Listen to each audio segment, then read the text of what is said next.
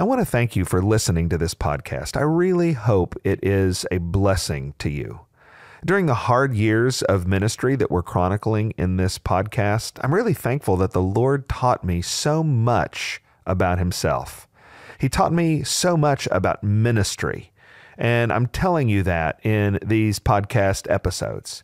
But He also taught me a lot about His character and who He is. And I want to let you know that I have a resource to tell you about that as well. It's a book I wrote called The Great Love of God: Encountering God's Heart for a Hostile World. It comes with a foreword by Johnny Erickson Tata. And if this podcast about ministry has been a blessing to you, I want to encourage you to grab that book about the character of God, and I hope it's a blessing as well. You can get it wherever you get your books. How did a single congregation grow to become one of the largest and most influential churches in America, only to experience a cataclysmic decline that placed its very existence in doubt? How did that same church endure a brutal and painful season of change to emerge from the transition stronger, more united, and more committed than ever to Jesus' Great Commission? I want to tell you this story. This is a story about the way ministry is changing in a new and harsher world, painfully different than the one known by our parents and grandparents. It's a story for pastors who face the daunting task of leading their churches through necessary but excruciating seasons of transition so they can move from surviving to thriving. This is a story for people who are part of those churches and experiencing the profound loss, the painful heartbreak, and the intense frustration that always comes with change. This is the story of what happened at First Baptist, the rise, ruin, and restoration of one of America's great churches.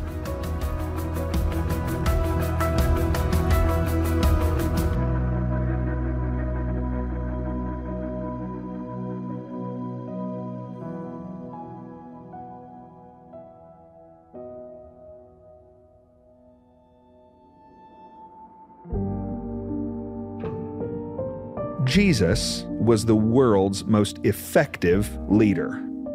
He was a founder, bringing Christianity to the world. He was a builder, expanding the people of God beyond anything imaginable. He was a reformer who reshaped the traditions of the Jewish religion, and he also had the distinction of being perfect and infinitely wise. Though he was the idyllic leader, he was also attacked.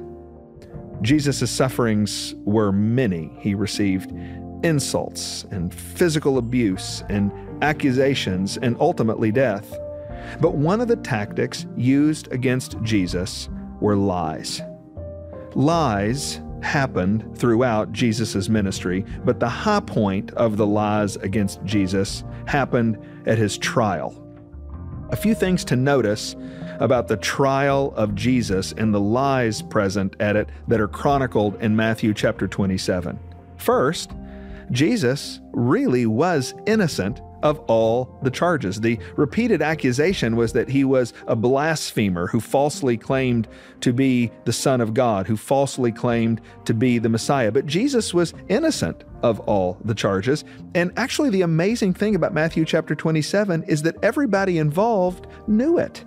Judas, the betrayer, who lied about Jesus and who stabbed him in the back as a traitor, said in Matthew 27 verse 4, "I have sinned by betraying innocent blood."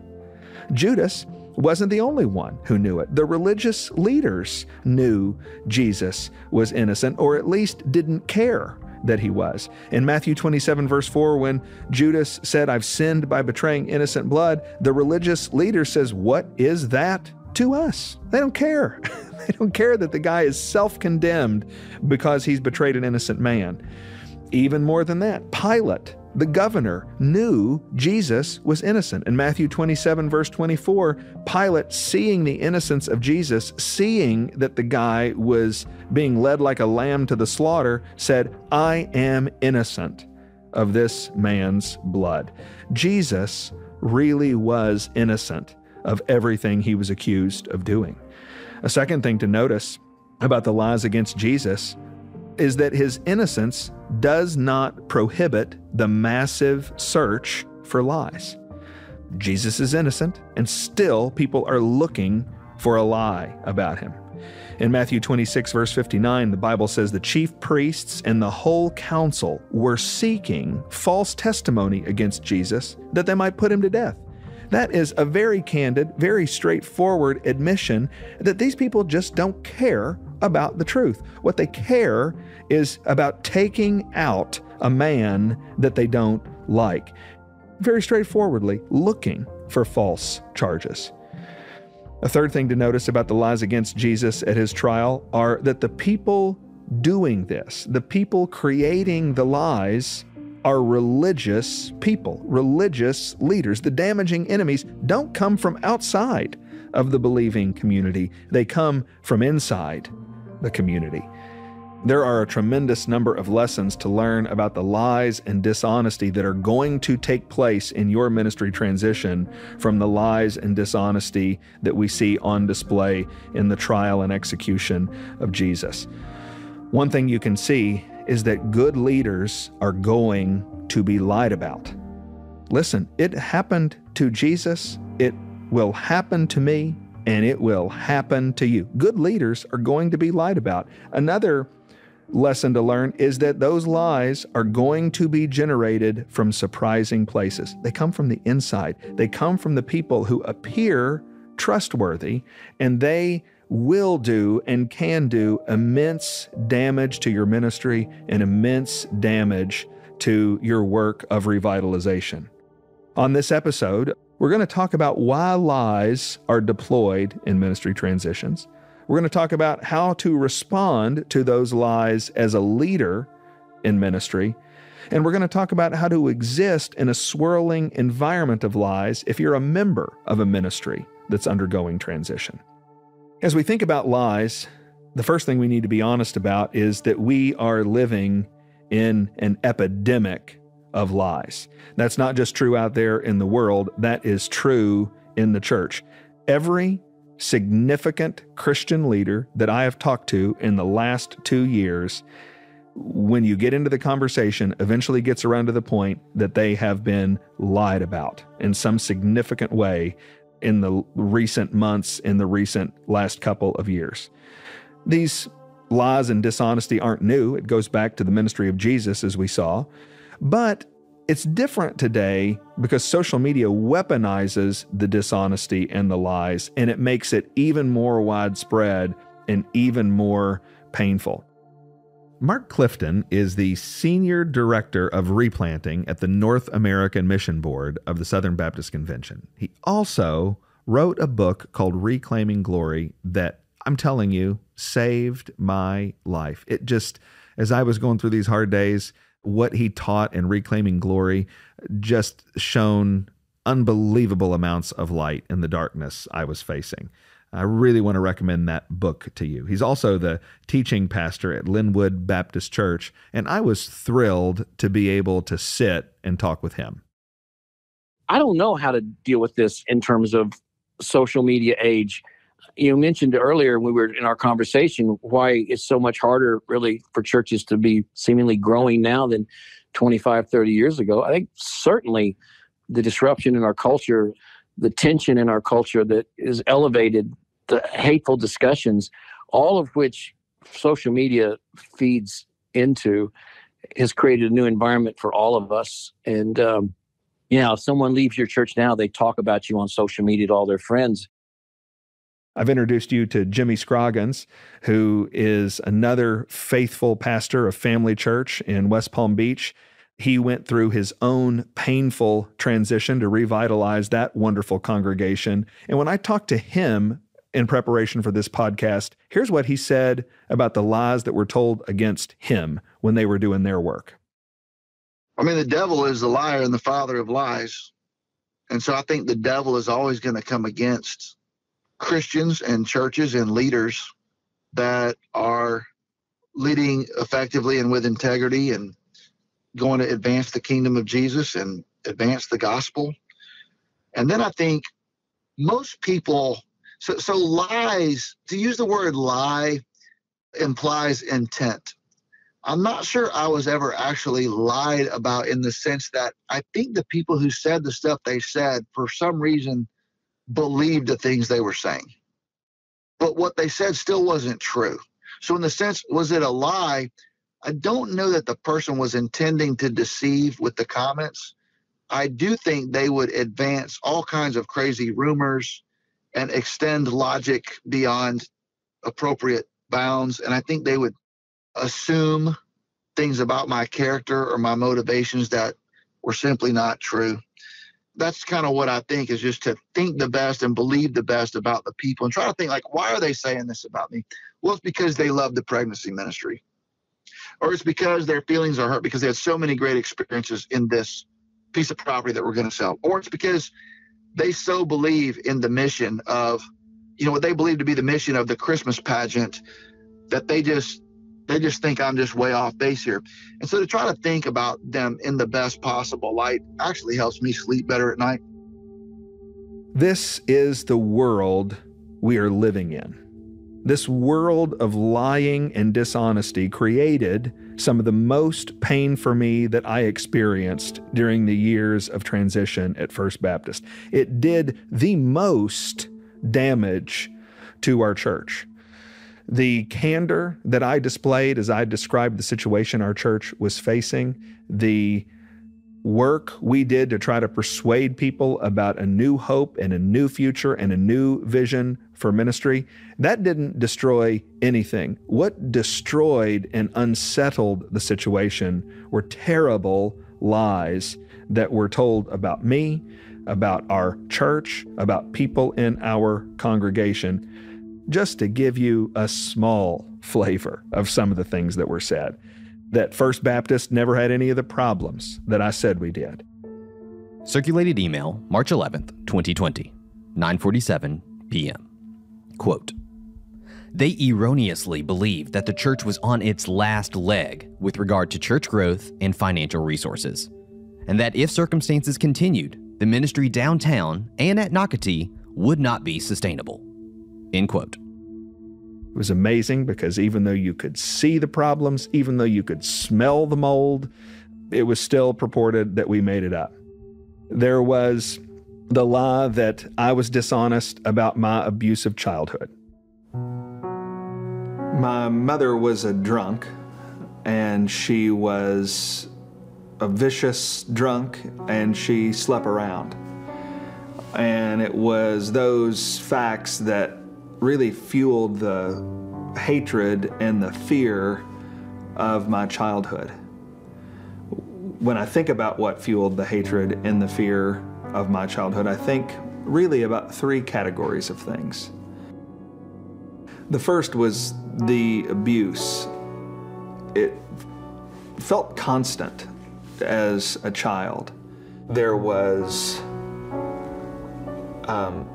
beatings with mop handles and days without food. There was actual shooting at us. There was a time when she tried to drown me.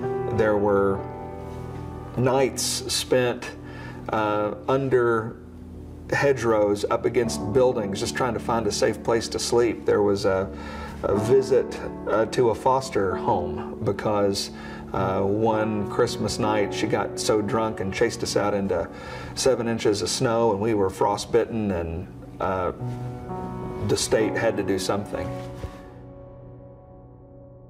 Even though I have many family members still alive, even though my abuse is a matter of court record, somehow I made it up, and the people who were lying about me were the only ones to have figured it out.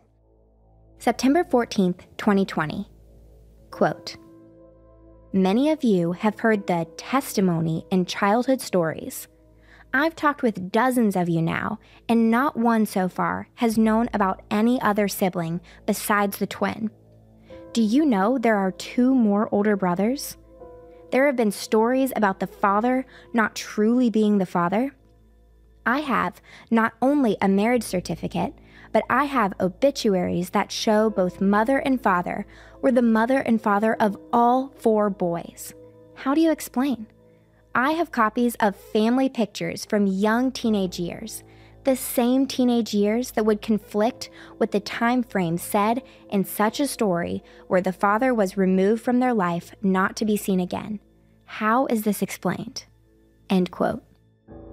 There was a lie that I only wanted to be a megachurch pastor and I was just on a search for power. There was the lie that I bribed my way into the job. There was the lie that our church demands tax returns from visitors who come to church on Sunday. The lie that we don't care about sexual abuse victims, that we hate women.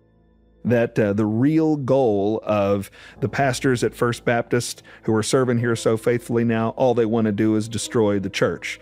We were said to have lied to the IRS. December 2nd, 2020. Quote, another question I've been pondering for quite some time now is what is the penalty for knowingly lying to the IRS? Basically fraud. When you full out lie on your tax information that has never in the history of the establishment been submitted before, but to stick it to your previous superior again out of spite, you submit a tax return and didn't quite think through the process or how you could get reported and audited. End quote. And that we didn't get building permits for the work that we were doing. December 9th, 2020. Quote, a visit from code enforcement would be enough to shake anyone's nerves. You have to play by the rules no matter who you are. By the book. Let's see those permits. End quote. It's amazing that nameless people on Twitter and Facebook figured this out and the United States government didn't and the permit office didn't, but nevertheless, that was a lie that was told. The lie that we use security guards to escort faithful members off the property. The lie that I didn't really need the brain surgery that I was having, that I wasn't even having that kind of surgery. It was lie after lie after lie, ironically accusing me of being a liar and the other leaders of being a liar. This was very painful and difficult for the members of our congregation. One of our most faithful deacons at First Baptist Church, who served so long and so faithfully, was Dave Bristow. He tragically passed away during the editing of this podcast. And when I interviewed him for the podcast, he said that the hardest part about the transition was that his friends just didn't know what to believe. I count the first brain surgery in 2020. When I came back from that first brain surgery, it felt like, hey, I think we quit taking on water here. I think we're doing okay. But that chunk from 17 to 20, let's call it, you've been here since 1970. Do you remember a lower point in the history of the church than those years? Not at all. And there's so many mistaken things. And there's certain things you could talk about and certain things you couldn't talk about, and you tried to do it. And I just thought, hey, let it be. I know what I'm going to do with my family, and I know what my friends are going to do, and we're behind you, and we're in this church, and we're going to be in this church. I got letters from people just blaming things. I've kept some of them, and some of them I've thrown away. I got letters, and they didn't know what in the world they were saying. Yeah. They didn't know. Everything they had was wrong or a lie, or somebody made it up, and that he's this and he's that, and they've done this and they've done that, and why are y'all doing this? And then, but it was a low time, and people just started doing it, and the devil just got in the middle of our church. It's just amazing to me. If you were going to, so I don't want to seem like I'm asking the same question, but if you would say, hey, that season was the worst season in my time at First Baptist Church from 1970, what would you say were the things about it that made it the worst? Well, because the things that were being said were not true. Okay. And I mean, I had good friends that were not knowing the truth, wouldn't listen to the truth, and I didn't want to say things to people and then they think he's messed up himself. And no, there's never been a lower time in the life of this church since 1943 when we were in debt. Or clean out our debt. I also talked to Scott Cannell, our pastor of music and worship, and here's what he had to say about the painful and shocking nature of lies told in a Christian community. What is the logic behind the lie? Yeah, I think that people have so many idols in their heart within the local church about the way things have to be. And they are willing to expend enormous amounts of energy and cross lines of typical Christian behavior, things we just know are wrong, to get what they want out of a situation. And so Jesus said we will suffer in this life. It's from that I didn't recognize how much of that suffering could come at the hands of Christians. And so you just recognize sometimes it's the people that you're trying to help that can hurt you the most. And the reality is, and you've heard this as I have, the real secret to success and revitalization is just perseverance.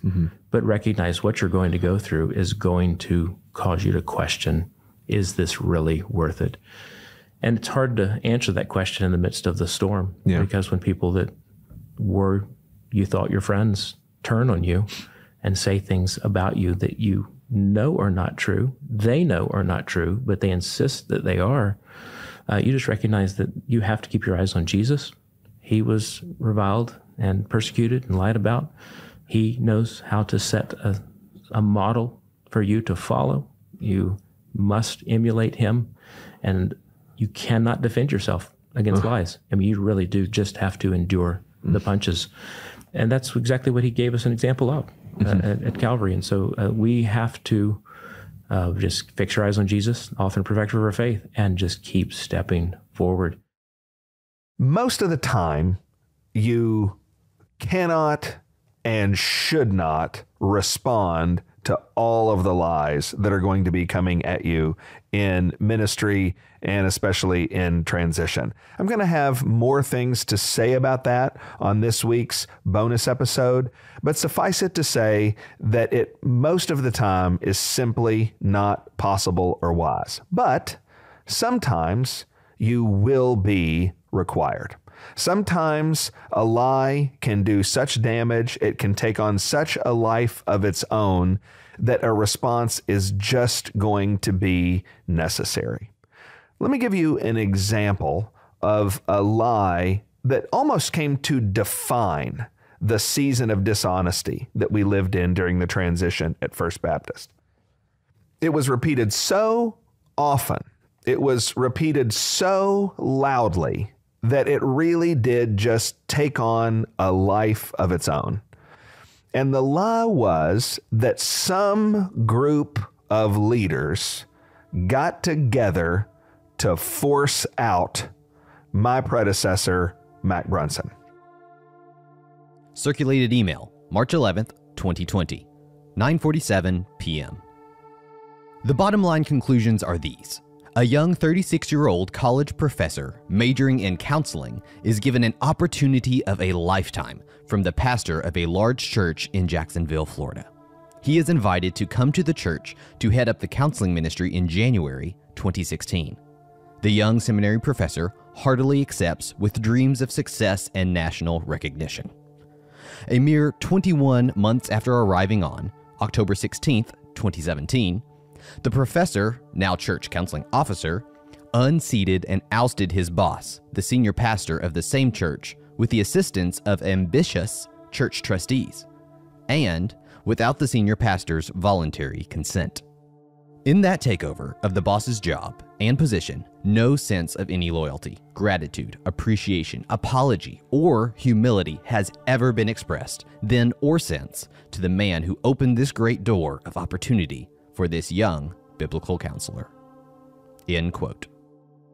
The document that statement came from really made the rounds. Now, here's the thing.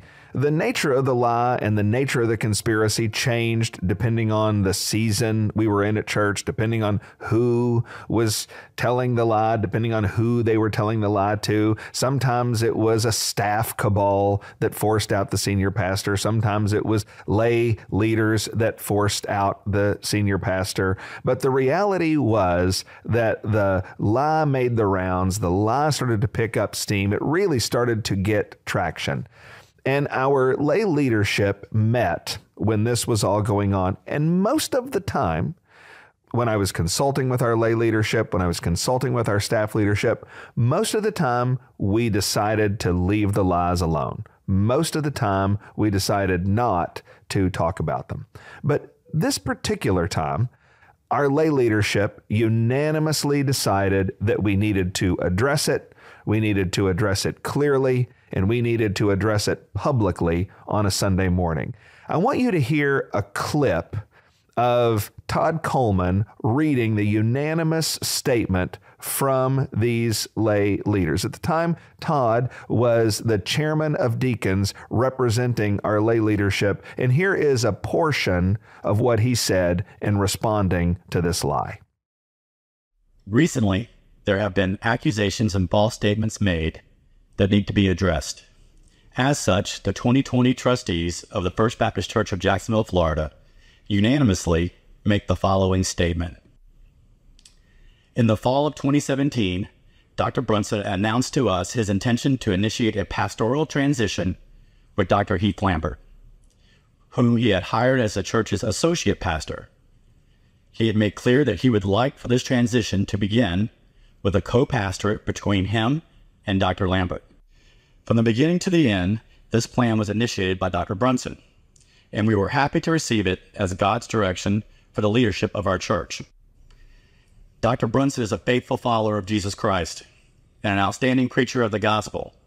We were sorry to see him leave. We know God led Dr. Brunson to his current place of service, and we wish him every blessing in that work.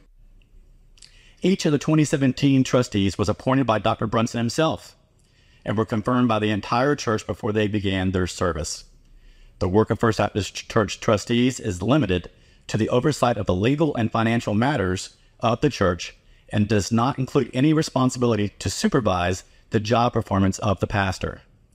The pastor of First Baptist Church is hired by the congregation of our church, is accountable to the church, and can only be removed by a vote of the entire church.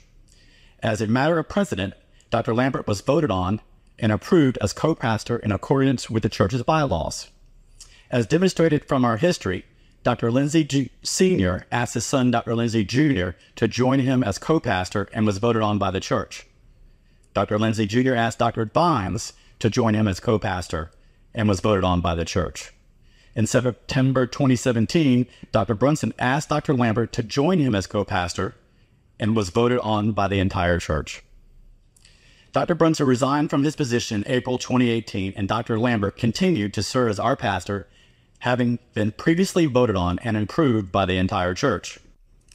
We must all remember that just because a charge is repeated often and shouted loudly, it does not make it true. We would urge the church to heed Proverbs 18, 13, and 17. Verse 13, he who gives an answer before he hears, it is folly and shame to him. Verse 17, the first to plead his case seems right until another comes and examines him.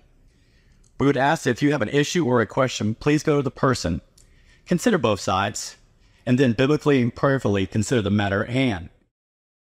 So, I'm telling you that in our deliberations about all these swirling lies, most of the time, we left them alone. I'm telling you on this podcast that most of the time when lies are swirling in your ministry, you will have to leave them alone. And yet here, we decided to make a robust, clear, public response to a lie. Why? Why did we do that? Well, first, you need to know that it really, really was a big lie. You heard from the statement that our unanimous lay leadership, our unanimous trustees got together and said there is no truth to this. Well, in the lead up to this podcast, I interviewed so many people who were on our lay leadership, who were on our staff, who were in these meetings where decisions were being made.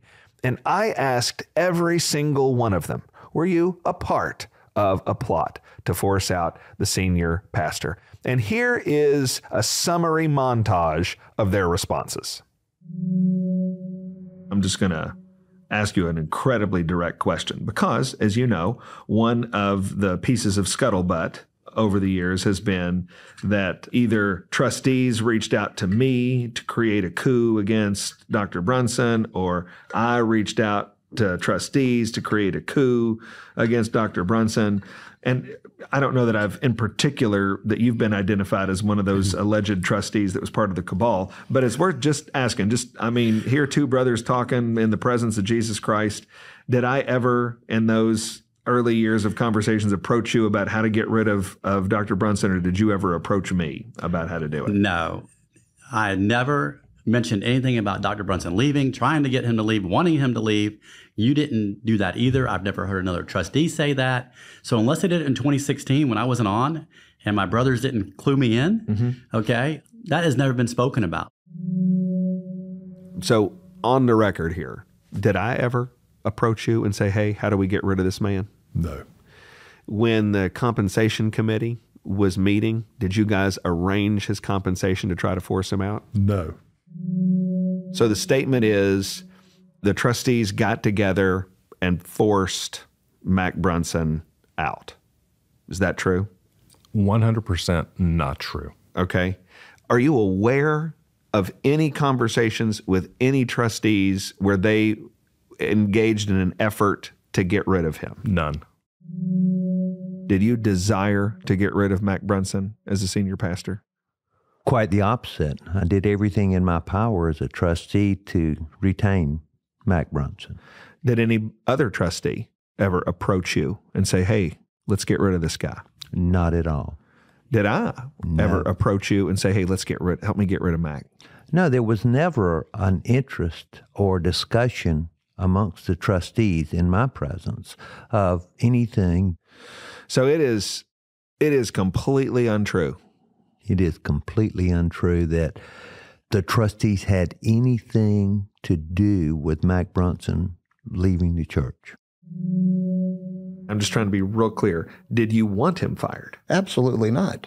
Did anybody on the trustees, or did I ever come to you and say, hey, let's see if we can work together to fire Mac Brunson? I have never heard or had a conversation with any trustee, member of this staff, or even church member who has said, can you help get Mac Brunson fired, or we want him fired. I've never had that conversation. Let me ask you even one more. What if some trustees came to you? What if they came to you in summer of 2017 and said, hey, Terry, we really think we've got to show Mac Brunson the door. Would you help us do that? Absolutely not. Okay. And I'll tell you, the number one reason I would not do that is because I think that would be a grievous sin against God.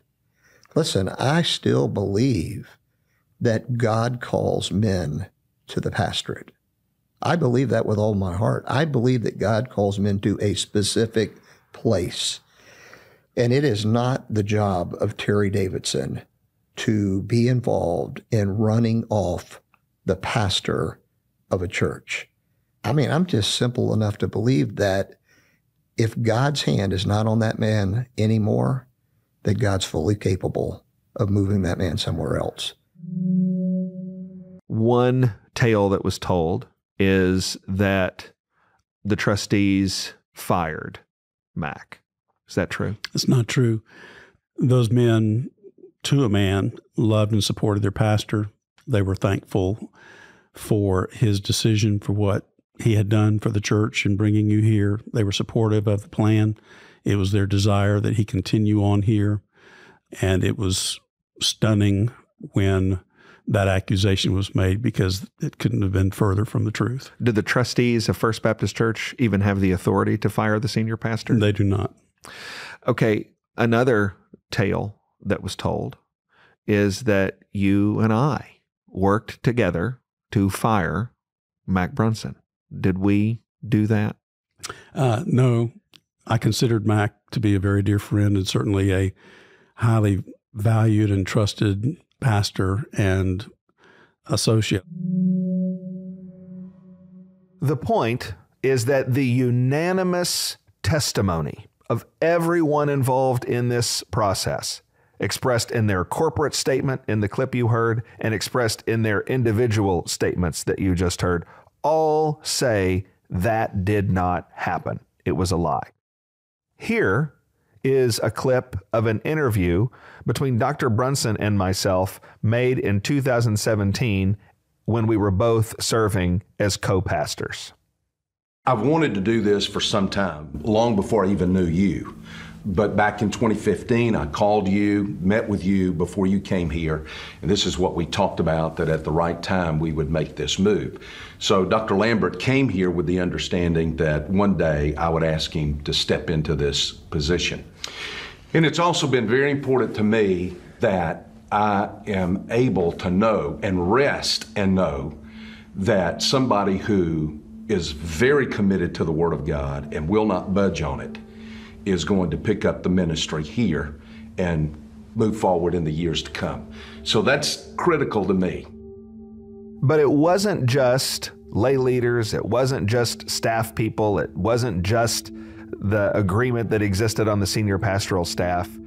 Actually, at one point in all of this tumult, when all of these lies were spreading, and after our church made the statement that you heard from Todd Coleman, the chairman of deacons, we got a legally threatening letter from someone who accused us of lying in our public statement to the church.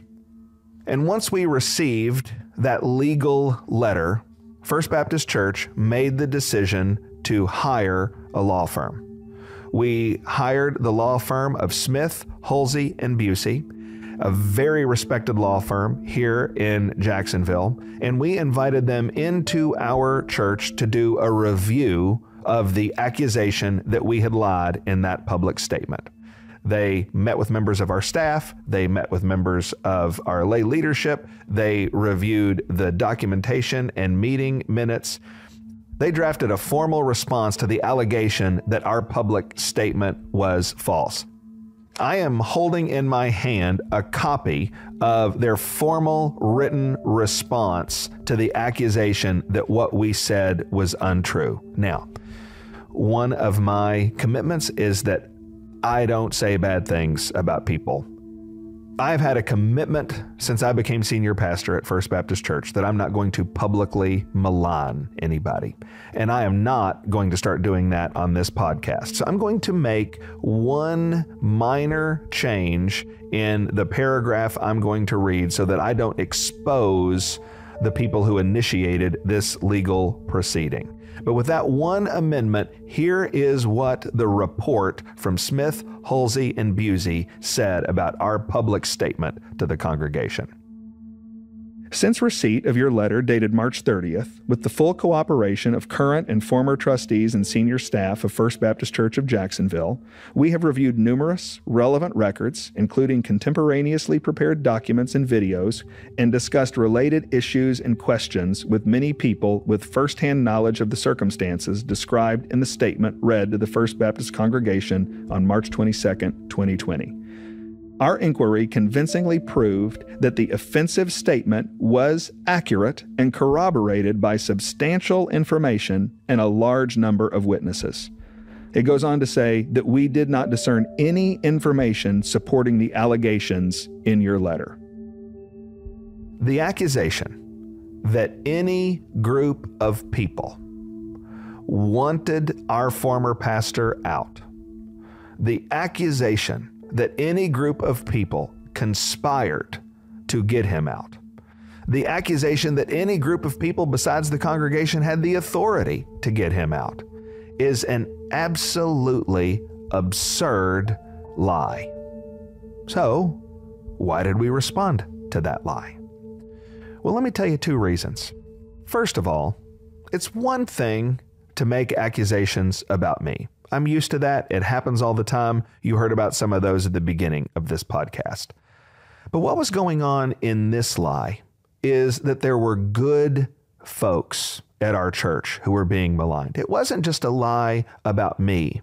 It was a lie about faithful, good, godly men who would have never dreamed of mistreating a senior pastor at this church, who were being lied about. Their relationships were being damaged. I'm telling you, this lie, when it took on a life of its own, it began to damage relationships.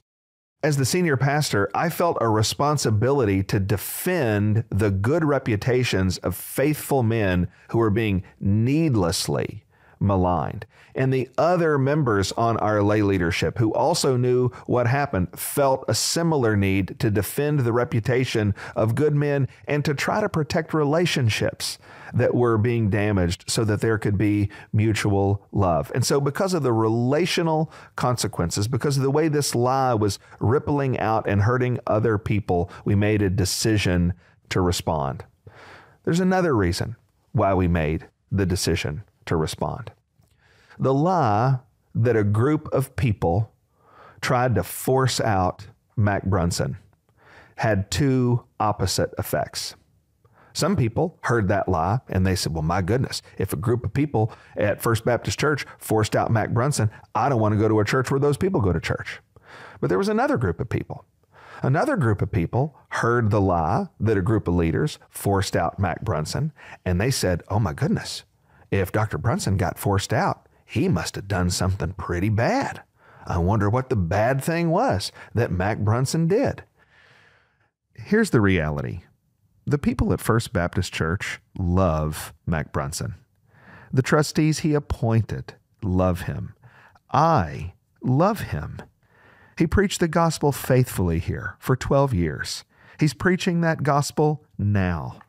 I am personally thankful for all of his ministry faithfulness here and at his current ministry. I want his ministry to thrive. I don't say bad things about him, and I really hope you won't. I certainly don't want anyone to think he left here under the dark cloud of forced removal. That didn't happen. Because his reputation was being harmed by the lie, all of us who care for him at First Baptist wanted to defend him, and so we made clear that the statement that he was fired was a lie. The point of all of this is that when it was all said and done, there was a large group of people who believed an absurd lie. It didn't happen, it wouldn't happen, it couldn't happen. But a number of people believed it. And the question is, why? Well, one of the people who helped us in our transition here at First Baptist Church is Bob Russell, former minister at Southeast Christian Church, a very faithful man, a very effective minister of the gospel.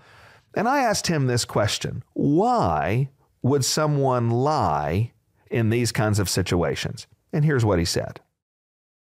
You were one of the people who at times were in the room, and I think you'd agree that you never saw any evidence that had happened. Isn't that correct? Yeah. You never saw any evidence that it happened. So the question is, if that's not what happened, and the lie at First Baptist was the lie at First Baptist, there's lies at other churches. When people are in a ministry that is changing and these lies start, it could be the one that happened here at First Baptist, but what is the logic of that? What is driving that? What is the spiritual thing that is happening that a person who's in a changing ministry needs to be aware of? Well, there's an instinct in most people to come to the defense of the underdog. And no matter how illogical it is, especially people who have been wounded or people who have felt that they have been cheated on occasion, are ready to believe that a conspiracy is going on that they're not aware of. And they're almost eager to believe so that they can come to the defense of and be close to the person who is being cheated, being wounded. And that's an insecurity and unfair. When the Bible talks about there's value in many counselors, the disappointing thing is here are these leaders who have led, and these are people of integrity, and they're all telling you the same thing. Why would you not believe that it's true? Here's the point you need to understand at the end of this episode. When you're in ministry, and particularly when you're in ministry to lead change, people are going to lie about you. Those lies will not always make sense. And even when you make a defense, a lot of people are going to blow right by it and believe the lie anyway. And here's what I want you to know. It is going to hurt. It is going to sting. It's going to be personally painful. It is going to damage your credibility. It is going to end relationships. And it is going to present a question that you must answer. With all of this going on, can I stay? Can I make it? Should I try and fight it out and remain in a ministry that is under siege? It's the answer to that question that we're going to move to in our next episode of What Happened at First Baptist.